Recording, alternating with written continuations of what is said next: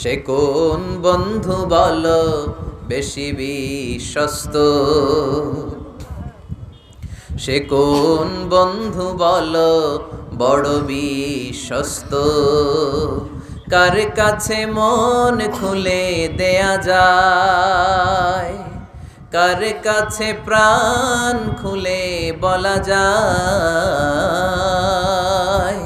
হওয়া যায় অতি আশ্বস্ত। তার নাম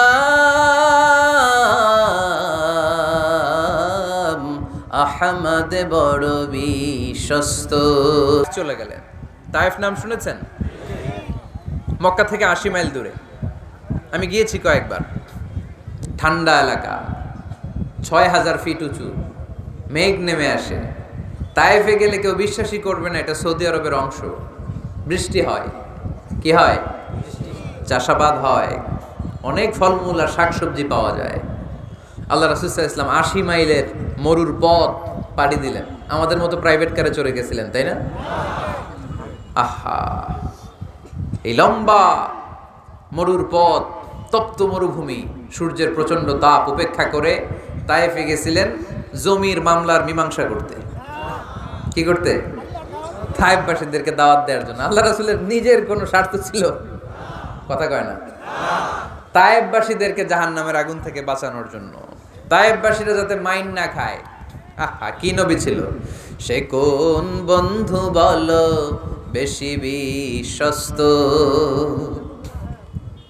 সে কোন বন্ধু বলো বড় বিশ্বস্ত, কার কাছে মন খুলে দেয়া যায়, কার কাছে প্রাণ খুলে বলা যায়, হওয়া যায় অতি আশ্বস্ত। তার নাম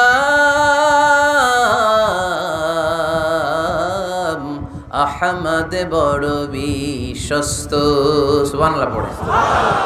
কি দিলদরিয়া নবী ছিলেন, রাহমাতাল লিল আলামিন। I have sent you as a mercy for the entire universe. নবী হে, আমি আপনাকে গোটা বিশ্বের জন্য রহমত করে প্রেরণ করেছি। কোন সুবহানাল্লাহ।